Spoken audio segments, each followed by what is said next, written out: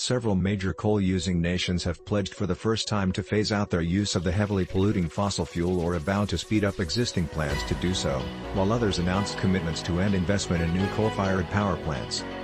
Kwasi Kwarteng, Britain's business secretary, said late Wednesday that the commitments made on the sidelines of the United Nations Climate Summit in Glasgow, Scotland, meant the end of coal is in sight.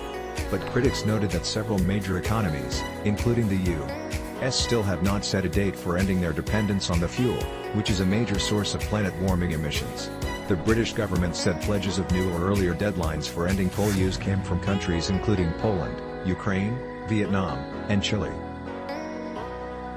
Further details about which countries were doing what were to be announced Thursday at the conference, known as COP26. While Kwarteng called the agreements a milestone moment in our global efforts to tackle climate change, his counterpart in the opposition Labour Party said there were glaring gaps, such as the lack of commitment from large emitters. Labour's business spokesman, Ed Miliband, also noted that there were no new commitments on phasing out oil and gas, the other major fossil fuels.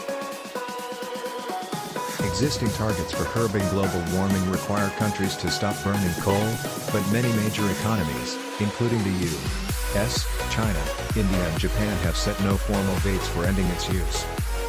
Still, experts said the announcement and others made so far at the October 31st to November 12th summit showed the growing momentum to ditch coal.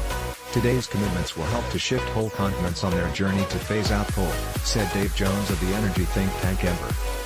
Poland is the second biggest user of coal in continental Europe after Germany, which is set to phase it out as early as 2030.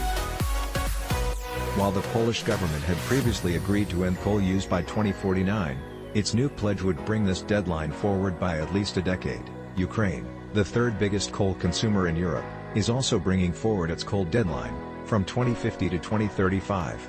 The progress on coal being shown at COP26 demonstrates that the conditions are ripe for a global coal exit, said Leo Roberts, a senior researcher at the environmental think tank EE. But some environmental activists said the commitments didn't go far enough. Emissions from oil and gas already far outstrip coal and are booming, while coal is already entering a terminal decline, said Murray Worthy of the campaign group Global Witness.